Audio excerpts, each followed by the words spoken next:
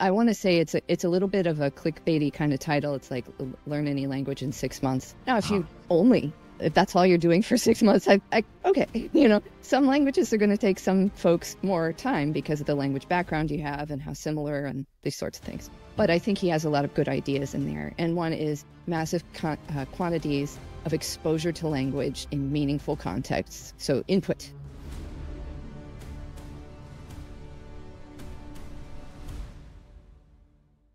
Diane, how's it going?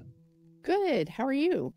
I'm doing well. I'm doing well. Today, we are going to solve the language problem, if that's even possible. Simple. Well, you know what is funny?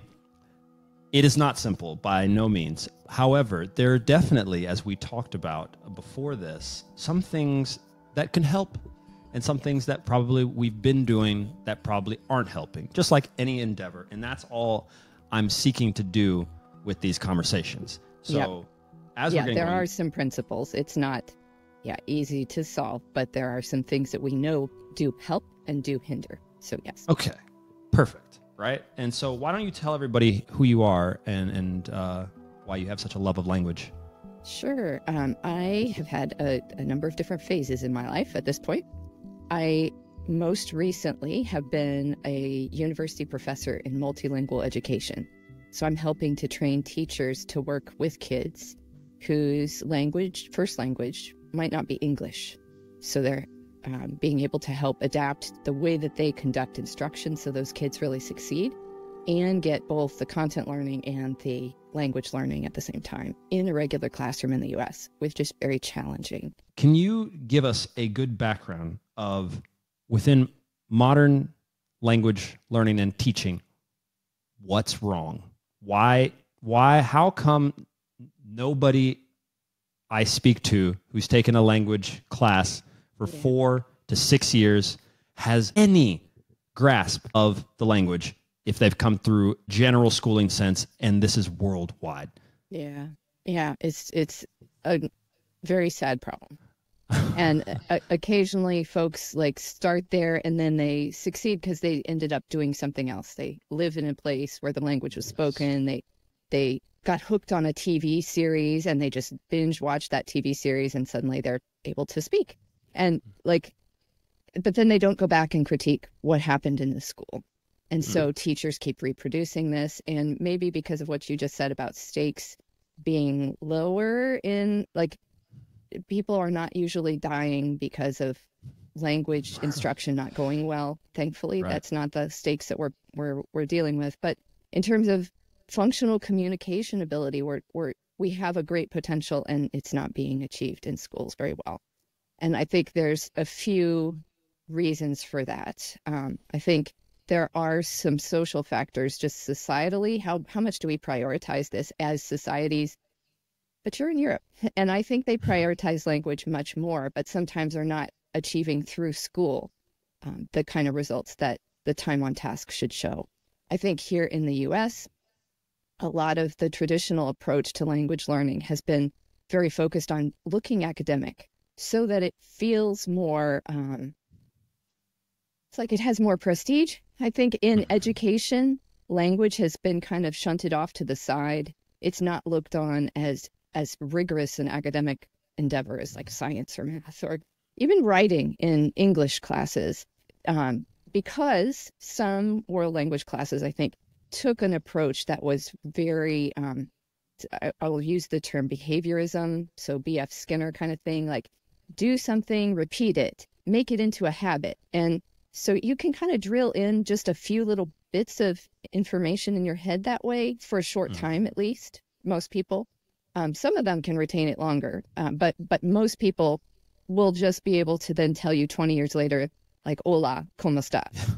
And that kind of experience. So that sort of approach was used a lot and it still happens a lot. So if you were used to having your teacher have you repeat after them, if you were memorizing dialogues or at least reading them off the page, and then your teacher treated that like, well, now you can go have a conversation with someone on that topic. It's like you were getting kind of little chunks that don't go anywhere and don't develop a system in your mind. And so you had bits, but they didn't all get pieced together. And so your brain more easily loses those bits over time. The other problem, I think, is that we do a lot of language analysis and linguistics in a language class rather than doing language development, language acquisition in a language class. And some of this is just, I think, historically, people wanted to do different things with language. In 200 years ago, it wasn't as common for people to go around the world or have opportunity to speak and to listen to people from all over. You read.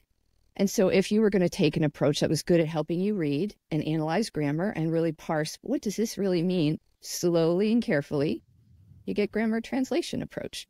And that's helpful if what your goal is just that. But again, if your goal is like unrehearsed, spontaneous ability to understand, to interpret messages, to express messages, and to go back and forth between them, so I'm going to refer like indirectly there to Bill Van Patten's definition of communication. Like that, if that's the goal, then we need to do things that produce that. We need to actually do that in the classroom in a way that's going to really be sheltered and friendly to the student's age and their prior proficiency level and all those sorts of things. But that's, yeah. How's that? That is, yes. I mean, you've done a great job of summing it up because like we said, it is massively complex. And much like you said, and having some discussions, I understand what with the Americans, Australians, in the UK, with the predominance of English in the world, there's less motivation to do so. And then you could just kind of like close the book. Oh, okay, Americans don't learn languages because they speak English and everybody speaks English, so they don't care. But then like you said, I'm in Europe and over here, I'm in the Balkans right now in Croatia. And yes, people do here, they speak Croatian and majorities do speak English. But that's not what they studied in school. They spent 4 to 6 years studying, a lot of them German, many French. And once you come to that same, they're doing what you just said. And that's what's happening in the course, in their courses, and been going on for some time now. And so I would even go now to ask you an interesting question. I'm not sure if I'm sure you actually have some data and experience with this. The school system is one thing. I want to shift just for a second to talk about self-study, which is how, like you said, a lot of these people, they may have started in school. I could even say to some small degree, I started Spanish in school, but I had a high proficiency in Spanish and I took it for the easy A. Oh, yeah. I would by no means say that school taught me Spanish. How would you like to see people go about self-study in learning a language? Yeah, it's one of the people that I think sum it up pretty well, I think, is Chris Lonsdale. I think he's from New Zealand. It's like I want to say it's a little bit of a clickbaity kind of title. It's like learn any language in 6 months. Now, if that's all you're doing for 6 months, okay, some languages are going to take some folks more time because of the language background you have and how similar and these sorts of things. But I think he has a lot of good ideas in there. And one is massive quantities of exposure to language in meaningful contexts. So input, but you notice the way I phrased that. So sometimes I see people talk about comprehensible input as if it means kind of what I described at the beginning, where it was, I've got this one conversation in a textbook and I'm going to just reread it and reread it and reread it. Like that's only giving you these little bricks. It's not building a whole system. So you need varied contexts of exposure to the same words and that sheltered kind of thing. So you're not getting a barrage of all the language, but you're getting kind of a carefully crafted, curated version for you. And to get that, parents do it really well with their infants.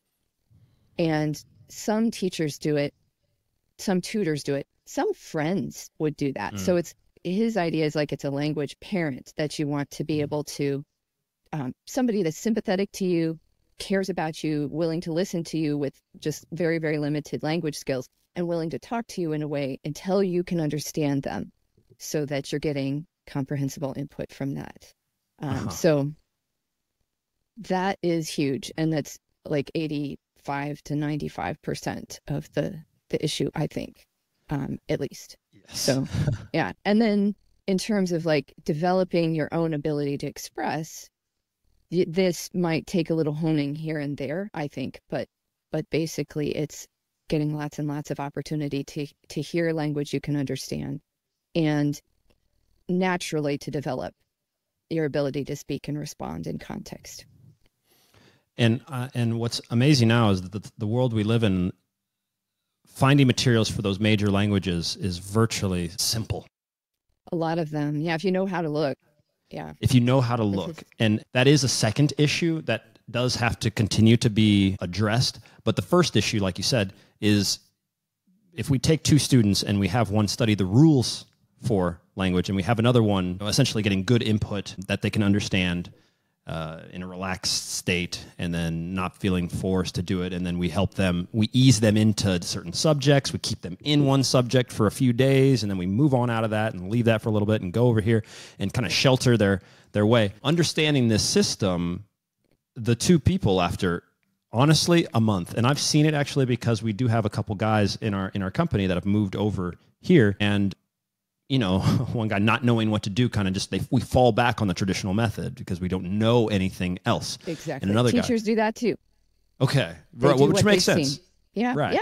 yeah. It's hard to get it without the experience of somebody guiding you through it, because your muscle memory is all about that, whatever you grew up experiencing. So. Yeah, and so yeah, the two are they're light years apart.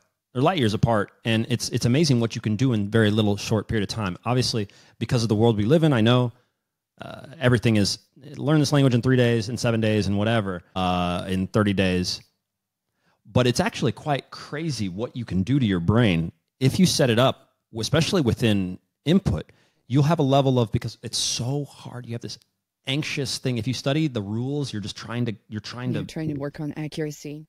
You're not doing it. You're just not doing it. Yeah. And so, can I throw a little bit of a please. third angle? Because there are people who'd say, you're right. Yeah, this grammar study stuff, memorization of grammar rules, trying to apply grammar rules. You're right. That doesn't do it. But input's just a model. And what you really need to do is hurry up and practice speaking. And this one, I don't know. You might think a little differently than I do on this, and that's okay with me. But I see it. The hard push to early output is still a mistake. If students are wanting to say things, I think helping them understand the process of the whole picture of language acquisition is going to be more helpful. Not to shut them down, absolutely not. But if what they're thinking is, I got to say it, I have to make myself talk more, or I'm not going to get it. Like, just relax a little bit and trust a process that's going to maybe look a little rough at first when you're first starting to speak. I don't think that early speaking is a harm if you're letting it just kind of fall out of your mouth. Mm-hmm. But if you're trying to really hone, now there's an exception, and that is if you are about to travel somewhere, or I've got to operate at a level beyond my real proficiency because I need to be able to ask, where's the bathroom? Or I need to go up to that counter at the bank and put my check into my new account. Like, if you're in a place where you need to have this certain function, you can drill that in. Again, like that little bit, it'll last with you for a little while. But if what your goal is to be able to communicate in the language in a holistic way and participate in the language community rather than just, targeted strikes to get something done, then I think there's nothing like a really strong input-based approach. Yeah, I actually agree. The thing where I use it, and this is probably similar to what you just said. I guess I say it differently. If you're talking, you're not listening, and you don't know the language, so you have to shut up. That's great. You don't know the language, and you can't tell them what the language is. You have to listen first. And so the overwhelming 95, I put myself with I would say, let's say, a somewhat nurtured social ability, and after so many languages, yes, I know I can break the rules and stuff like this, but I'm moving on to my 10th proficient language, and so the beginner rules don't necessarily apply to me. But if I was trying to tell someone, would I tell them output? Number one, you should be seeking to communicate, because what you said about parents being great with their infants, the kid wants to communicate. They don't have the things, but they might point, they might nod. Yeah. And that is what I think is great. Anything that for your output that's giving you a connection to your input or allowing you to get more input that you understand, that's what I consider good to do at the beginning. Yeah, But otherwise, don't need to say this and you don't have to do any of that unless, like you said, I want to go there. I'm going to a football game. I want to know how to say, who's that playing? What time is it? What's the score? And then I think those things, if you do happen to continue to be in those environments, you might learn them quicker by engaging in output and input just because of that, potentially. But as an overall thing, nothing takes you to another level than having that input. Yeah. And what you said about listening, I just shut up. I have a friend, Reed Riggs, who says that, too, you're also kind of a jerk. If you're always going around trying to talk at people, like, because I'm here to practice my language, that phrase practicing language kind of gets to me because I think it's so often that sort of a thing. And a misunderstanding of the way that you really develop language. So completely. I think, like you said, I think that output can do something for you to get something back. And that kind of silent or head nod sort of interaction with people counts. Yeah. That matters. Yeah. I think it's great. It keeps you engaged, and it shows the other person that, okay, this level of communication that I'm using with you is working for you. I see you understand. I see you connect. I see you, maybe these other little primer words like why or when, and that allows you to communicate and feel like you've won in a conversation. And I think that's so important. Yeah. Yeah. It's motivational when it's like that. What's that? Say it again. It's motivational when you have reasons to do it like that. Yeah. Which is a huge thing. Versus demotivational, where you're focused on accuracy and production for its own sake. Yeah. Now I would like to maybe go with the ideas of where do you see writing and reading on your scale for input? I mean, obviously writing is not necessarily input, obviously. Mm-hmm. Where do you see reading and writing? Right. Here, there is a lot of research on benefits from reading. And I'm thinking of a whole book called Reading in a Second Language by William Grabe, which I love that book. And I joked afterwards that, it could be a drinking game where every time he says extensive reading in the book, because every single chapter had at least one mention, and one chapter was entirely about that. Okay. So the idea of getting that same kind of breadth of input in written form as you are getting orally, I think it's very solid. And I think the difference there from listening is reading slows down. You go at your own pace. You have a little bit more control with it. And so if at all possible, read in the language. It does, I think, take some help in some languages even more than others. And so if you are not reading in the same script approximately, like if you're an English speaker and now you're reading in Spanish or in French or German, you can think you're sounding out the words. You still want to be able to connect it to what you've heard.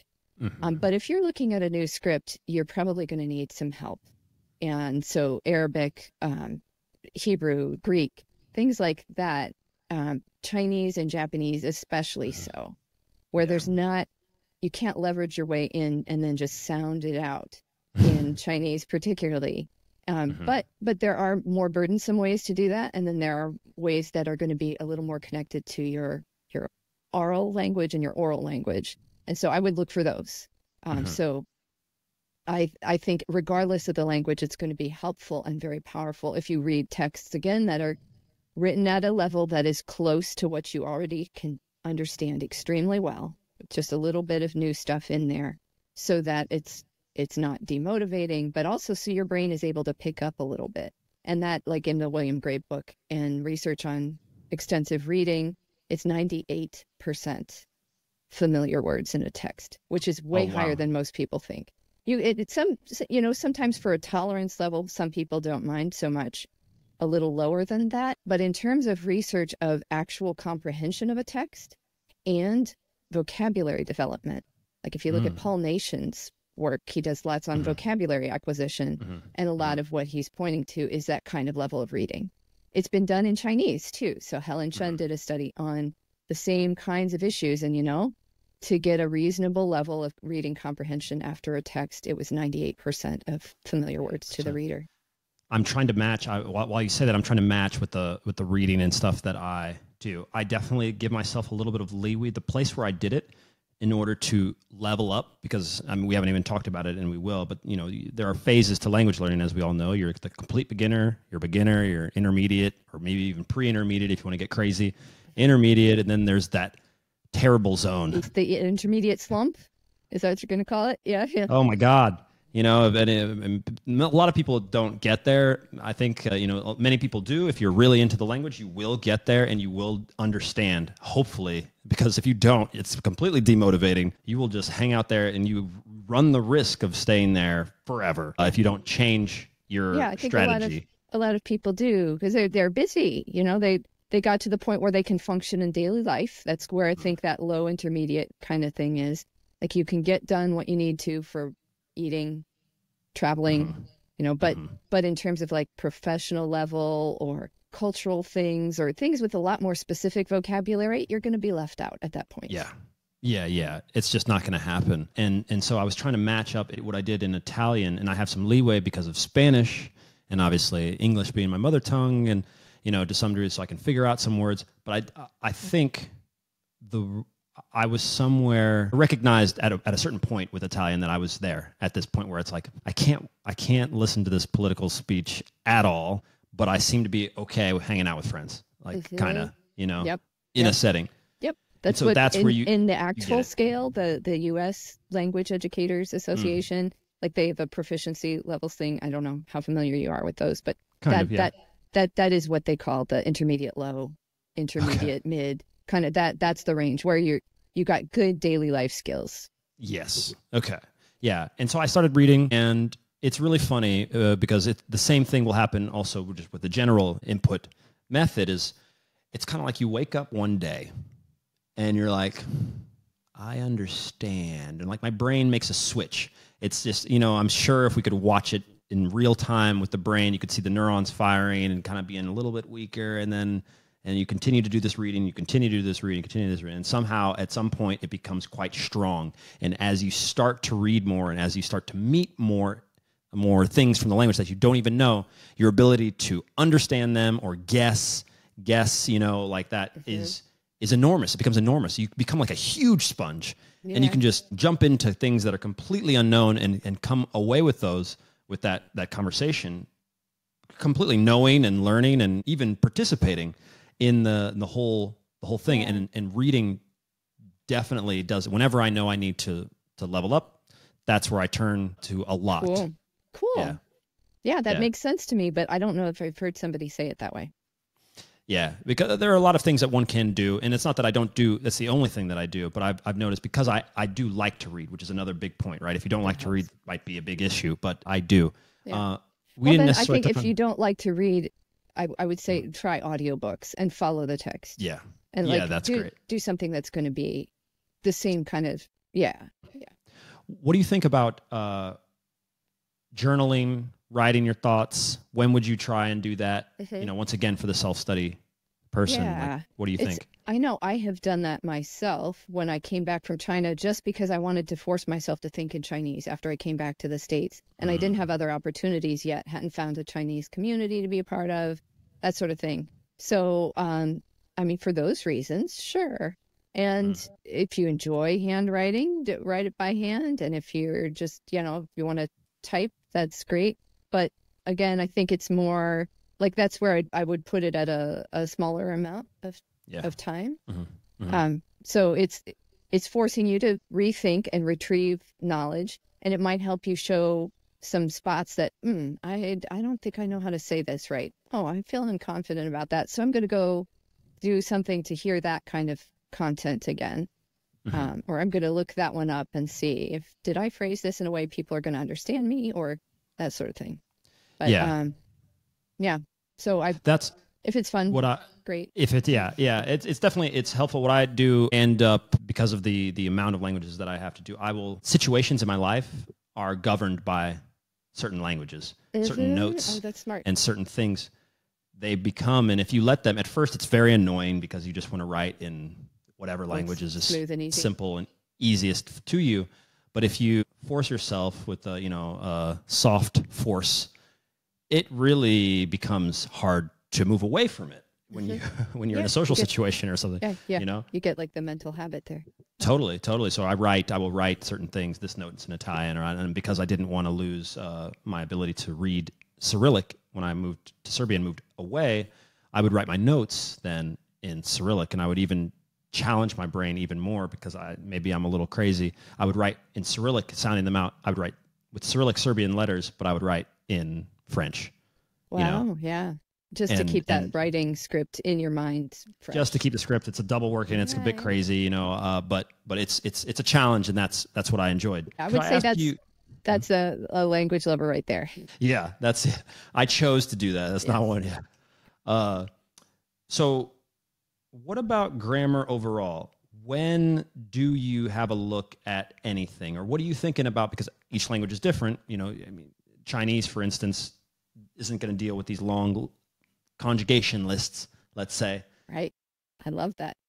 What do you think for people if they want to have a look at grammar, or when they should, if they feel a plateau, maybe even, I don't know. Yeah. Yeah. Again, I think it's where I personally in teaching and where I want it myself as a learner that I find is in the moment of need. So is there something that's going to confuse you because, wait, why is it worded here this way? Or what is this going on with this form in the end of these words? Or why is that word now in front of the verb instead? You know, like those sorts of questions. If somebody can tell you, oh, this does this here, to me, that's the very best grammar instruction. So it's really tied into meaning, and it's in the moment of you're either confused by something, or the teacher might even know, if I don't note this thing, they might misinterpret here. And so those are the places that I really do it the most. If you're trying to get to the level where now you're writing a message and you're like, wait, I want to say this way. Is my message going to get clearly across? Well, then I think checking like a grammar wiki or something like that, or I've used Chat GPT to edit some of my Chinese. So just to proofread it, like how clearly have I stated this? And that was the prompt I gave it. Don't change the tone, but help point out anything that might not seem flowing and clear. Right. And I will sometimes get something back. And it's helpful to me because I understand that, but like, that wasn't the way I thought to say it. So those kinds of issues where you're refining your writing, you're confused by something you perceive in the language, or you could be confused by it. And then just getting that over time. Again, like that too, I see as something that's statistical learning. It's not once and done. Like, I think that old school mindset was very much, well, now we've learned the present tense.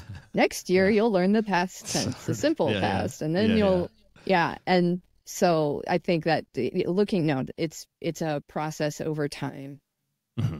Yeah, that's so great to call it in the moment of need, and then that is truly the best, because then you're at your highest you're at your highest motivation in order to understand the concept, rather than when I just said today past participles, tomorrow adjectives, but not normal ones when they happen to be before the verb and after, you know, and so.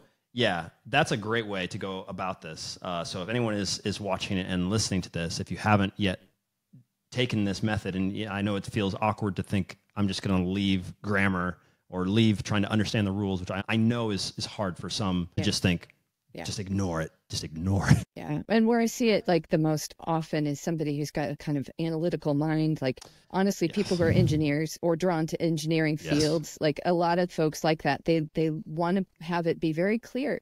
Unfortunately, languages just aren't quite that clear. So even if you get rules, English is famous for exceptions to rules, but all languages are like that. There's sort of general patterns you might perceive, but don't lock in like, see, I saw this thing, now I'm going to produce it this way, and it's always going to be like. Correct. I know. Yeah. That is so true too. If you allow me, this is a story that I think you actually will appreciate, that can actually lend something to maybe some of your learners. In my early days, because it was quite early, learning German, someone had told me, or I had picked up somewhere, that the grammar for German is a mess and quite difficult, right? The word order changes and it's all over the place. Because of that, I decided, well, I will just attack the grammar hardcore. I'll go straight in and I'll learn all the rules. And I set myself back ages as far as speaking and communicating. Yeah. What I still retain today because of my obsession with language and I knew that I would never stop, and I continued to study German to this day. Was I know these odd rules. I know the dative. I'm even dative. I'm saying it in German, but style, yeah. I know these little rules and things like that. And so I can actually be my own chat GPT. And when I have a sentence, I run through all the exceptions. Nach Zeit von zu. Okay, that's got to be a dative preposition after it. But it's nothing I would ever want to. Yeah, it's not it doesn't work. I'm proof of that. It doesn't work. I know the exceptions. I know them. But when I'm speaking, I don't have time. Right. It's only when I'm thinking before writing a message that I get the luxury of doing so. So yeah, this is what Stephen Krashen calls the monitor. Like his idea of like where that's when you have time to edit, that's the only place that you really that kind of instruction can help. So yeah, it's not in speaking, it's not in listening, it's maybe in editing and polishing something that you're preparing to present later. Yeah. There you go. Yeah. What do you think about? You just mentioned ChatGPT, so I want to there are two parts of technology that I want to go to. Let's first deal with ChatGPT and how you would or do use that for a beginner. So regardless of what obviously you're excellent at Chinese. What about a beginner? Have you found anything, or what are your thoughts there?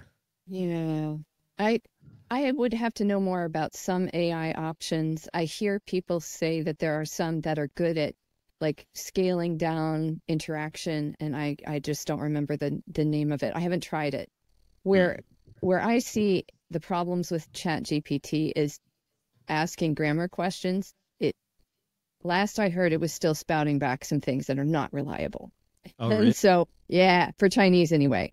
And again, how much? Where are they getting the information for that? And I know that the model is getting better, but I don't fully trust that kind of precise answer. Now, having said, I'm using it to sort of polish my own writing, but there, I think you are going to get language samples when it can take a multiplicity of actual text and compare what I've said to the way that others have put the similar idea.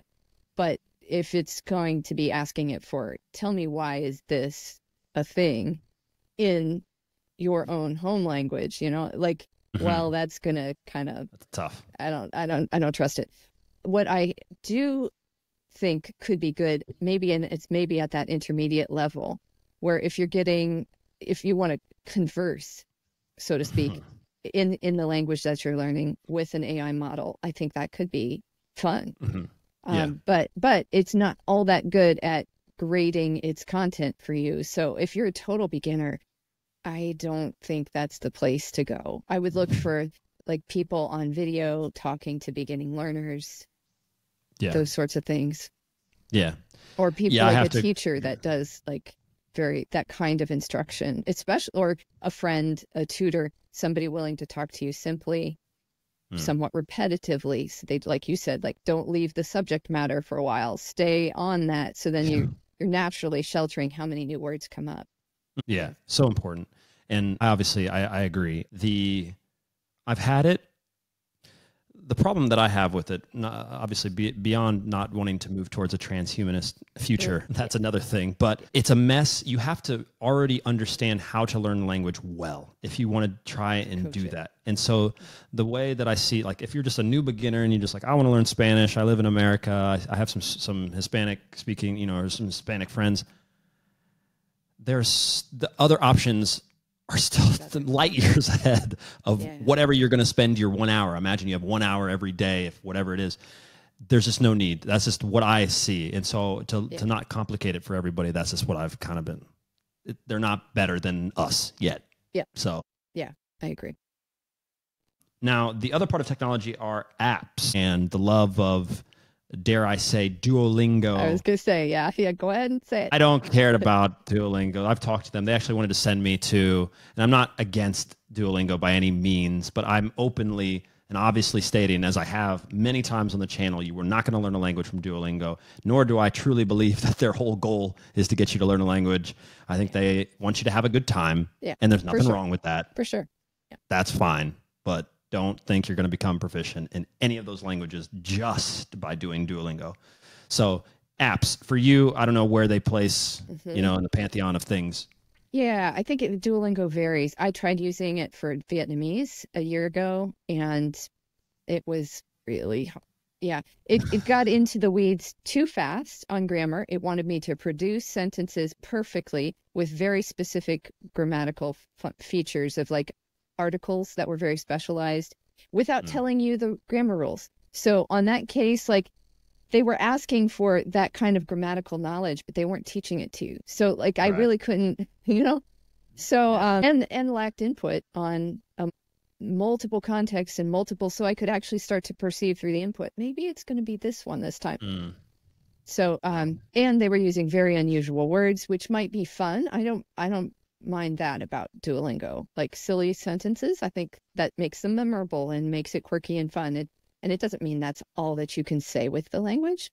But when it's like words like Ferris wheel and bat, like the animal bat, in the first few lessons in Vietnamese, I'm like, please tell me once, needs, goes, likes. Like, tell me words that I can get a lot of communicative power out of. Don't make me learn the word Ferris wheel.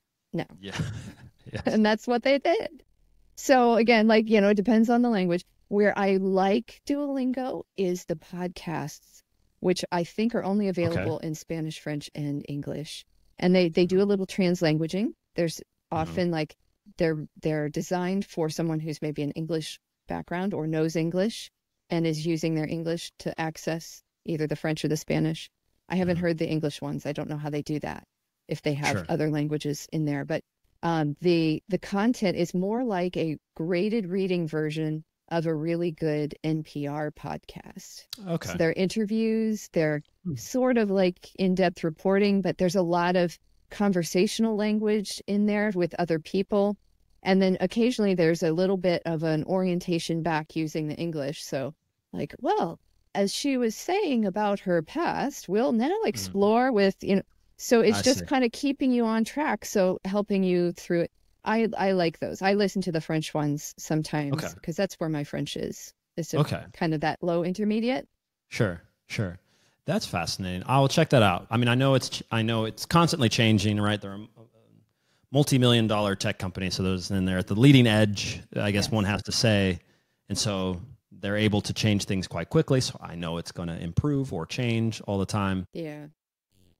But I had an interesting. I wish that apps, and I mentioned this to you before too, I wish that apps, rather than relying on linguistics as the approach, that they looked at language acquisition as the approach to designing. Because I don't know of any app that's really directly going after the kinds of principles that we're talking about.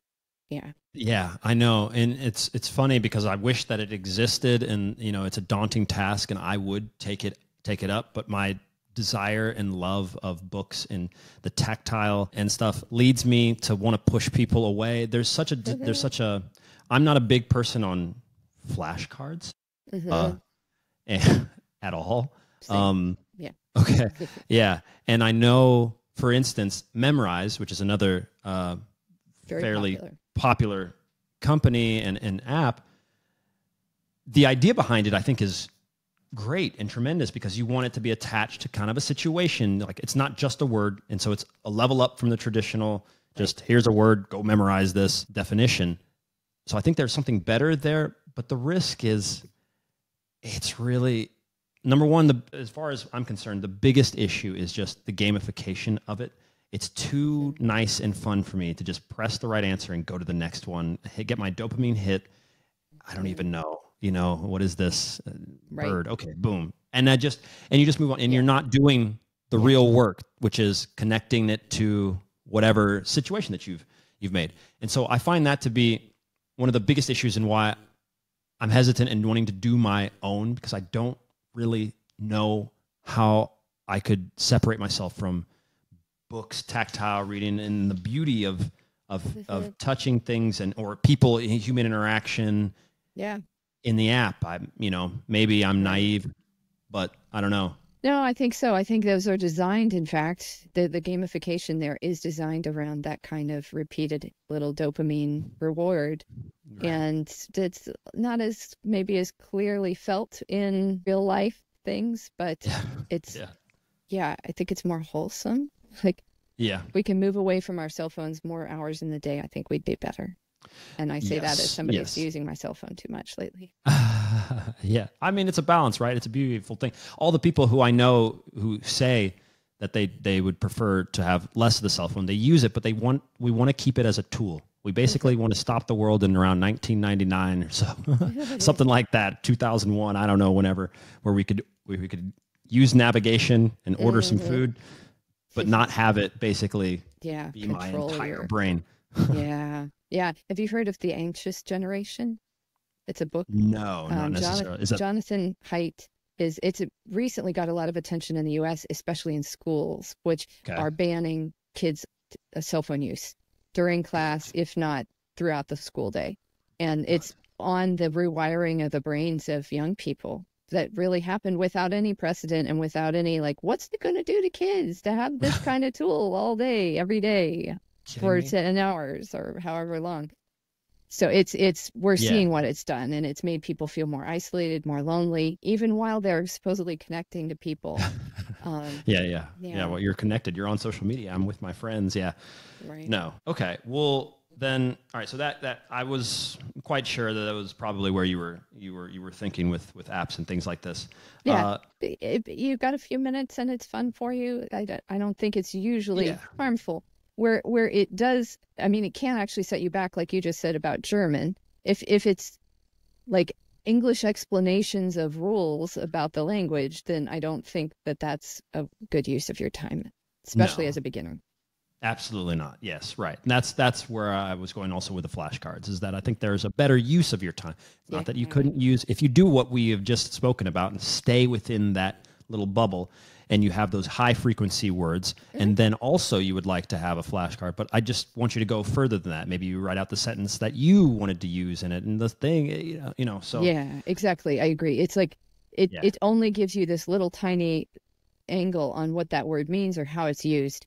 And even if it's in a sentence example or something. And so, if it's leveraging you into being able to read more or to understand more of something, then okay, but don't disconnect it from that, or don't think of flashcard.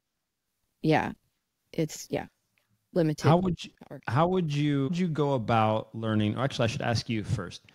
How have you gone about learning? You just mentioned French. How have you gone about learning more languages yourself, and how have you seen it? What sort of things have you seen come up as mistakes or issues for yourself in utilizing this method?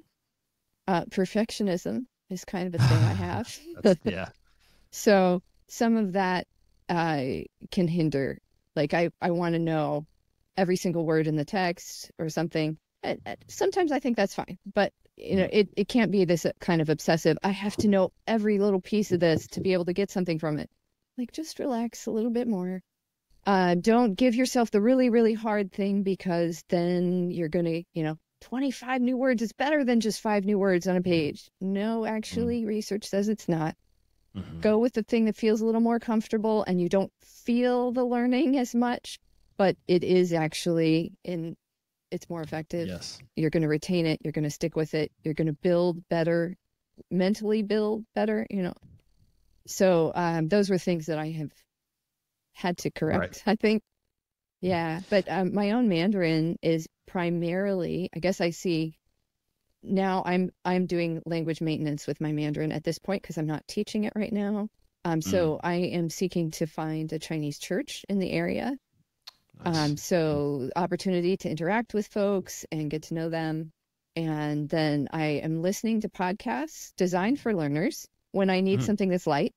And I'm listening to podcasts designed for native speakers when I want to dive into something a little more. And this is the case for me with English too. Like, there are times where I'm like, okay, I'm not ready for that big heavy dose of the serious topic. So it's natural that in Chinese I would want a range of different things, and I know how to find it because, well, that person is designing it for a more advanced learner. That person is just talking to everyday Chinese speakers around the world. So I can choose, you know, which way I want to go with it.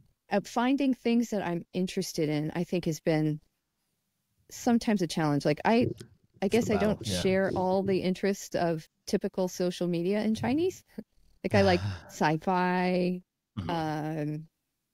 Yeah, but I can find it now. I can find it. Sure. No, one of the things that has been one of those perfectionist let it go kind of things has been in some of my first choices of novels to read in Chinese. I initially was like, I bought all the books that were the native speaker. You know, I don't know the content. It's only in Chinese. It's not been translated. And I wanted to really dive into the really challenging, but I don't know if it's interesting enough for me, and it's going to be hard enough work at the stage that I bought those, especially, that like, is it going to be worth my time? So I have started from reading books in translation that I know I do like. I've read I've read almost all the Jane Austen books in Chinese now. Okay.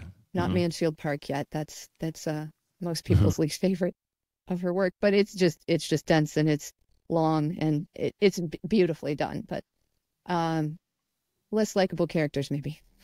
But but I read The Hobbit. That was the first book that I read entirely in Chinese because and all that helpful background knowledge from reading it in English before was great leverage for getting me into that. And so I have read sci-fi directly in Chinese now.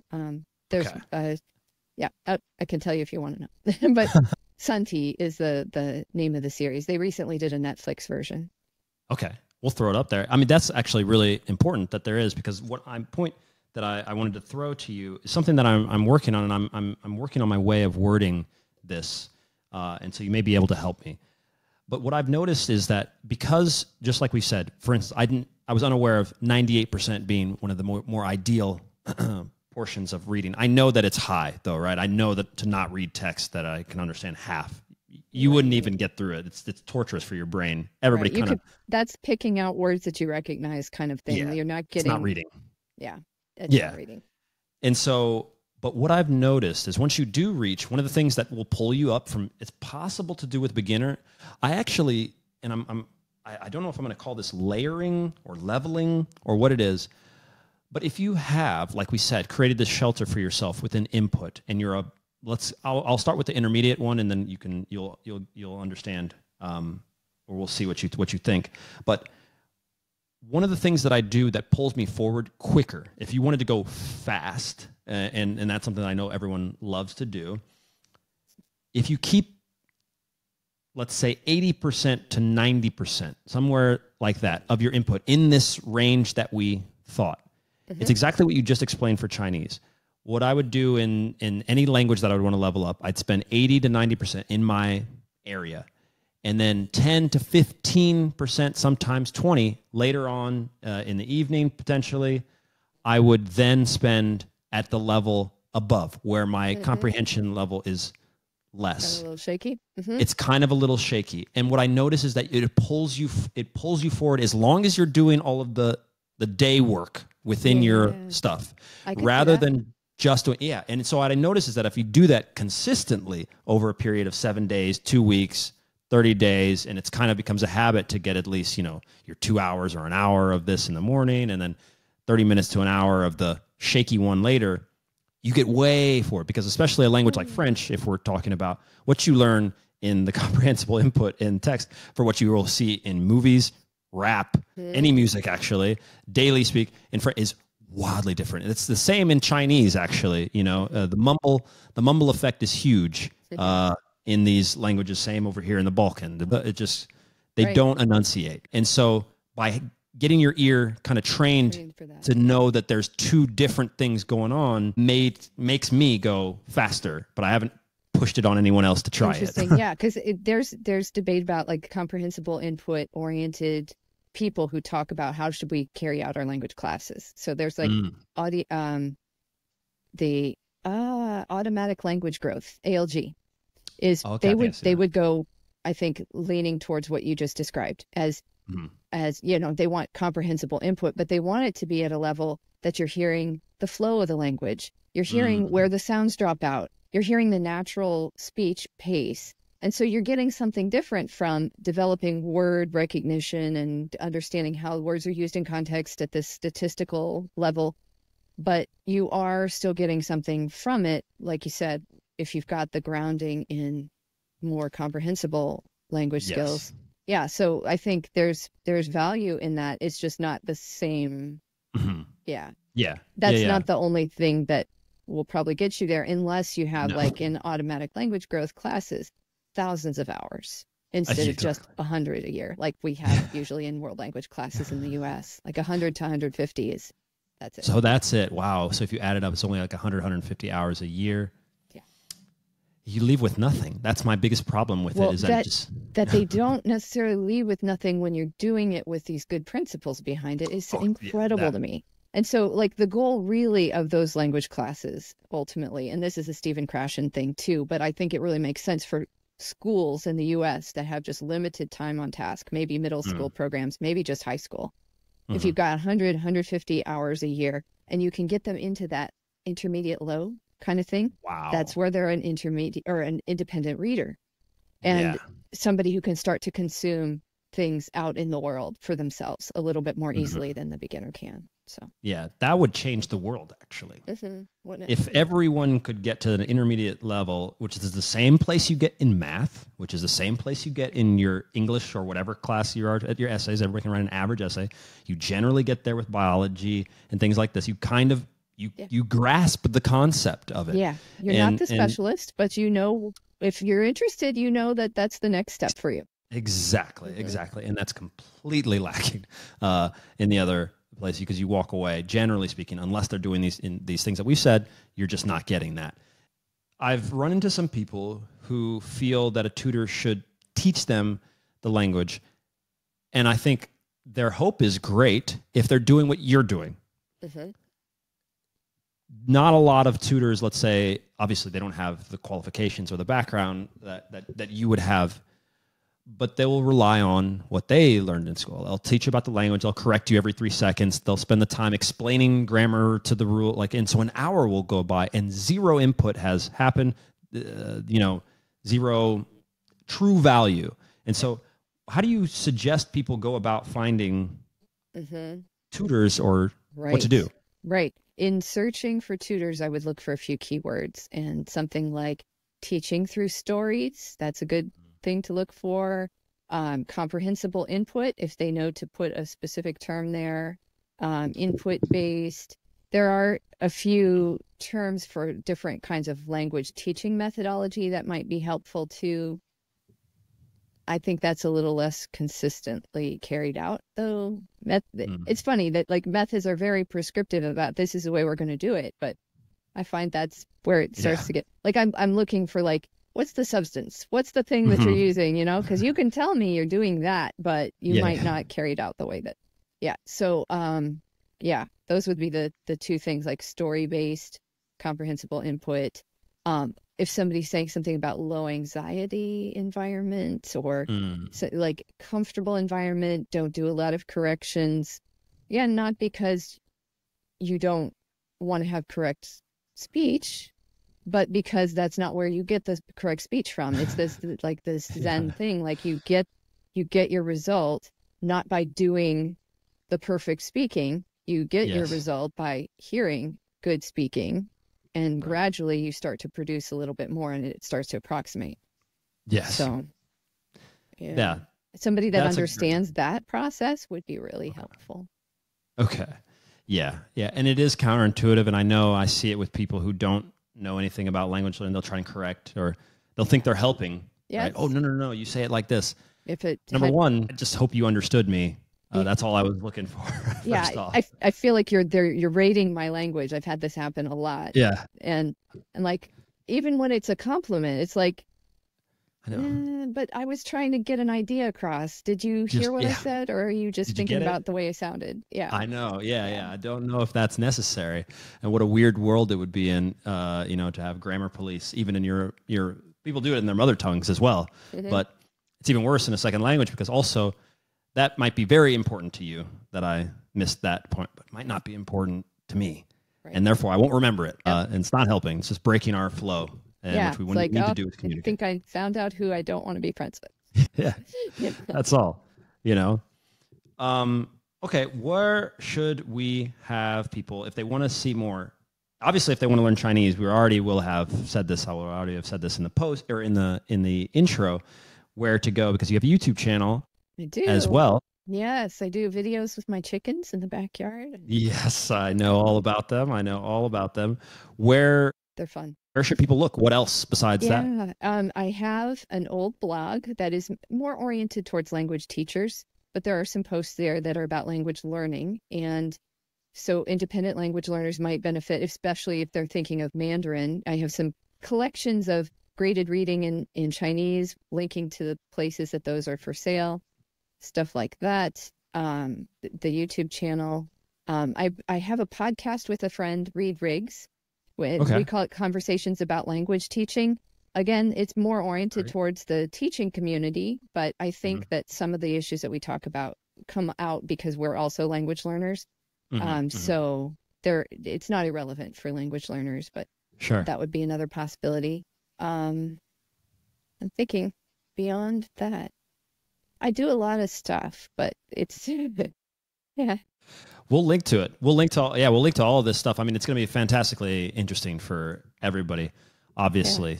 Oh, one I haven't always mentioned. If someone is a Chinese language learner and they're working with somebody and they want to try things that fit into this kind of paradigm, I have a book that's for Chinese language teachers on different teaching strategies. So there's some that are more focused on auditory input, some more reading activities that are very whole class supported, some more independent reading activities, some writing, how can you use that, assessment, that kind of thing. So if a learner was like, oh, I want to find somebody that can do these sorts of things, can we do this one? Like that, they could actually do that, I think, with that book. But wow, it's an ebook, so that's a different one. Okay, well, perfect. Yeah, I mean, you'll send us over all the links. We'll put everything right there in the description. And Diane, thank you. This has been obviously great. Well, it's been very fun. So, yeah, and I'm curious too about your ongoing maintenance of multiple languages, because so that was interesting for me to hear about too. Oh yeah, I mean, it's actually quite easy. You have to. It's hard at the beginning. The whole entire thing is that you need to set up a life. That way you can do it. There's no way to maintain that level of language unless you've set up some places where you're speaking those languages, so you don't have to really think about it.